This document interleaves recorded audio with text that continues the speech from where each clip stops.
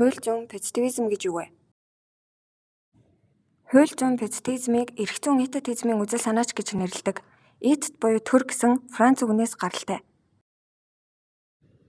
Хууль зүйн позитивизм нь эрх зүйн хэм хэмжээг судлахдаа төрөөс батлан гаргасан эрх зүйн актад хэрхэн тусгагдсныг анхаарах ба эрх зүйг төрөөс тогтоогдож хамгаалагдсан хэм хэмжээний цогц гэж ойлгодог. Энэхүү хандлагаар эрх зүй нь төрөөс бүтээгдэнэ.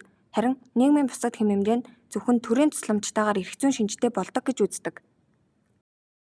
Хууль зүйн позитивизм бол төрийг дээдлэх үзэл. Төрөөс гадуур төрийн оролцоогүй эрх зүй орших боломжгүй гэж үздэг тул төрийг дээдлэх үзэл гэж тодорхойлогдно. Мөн зам ёсны эрх зүйг эрх зүйн онолын судлах зүйл биш гэж үздэг.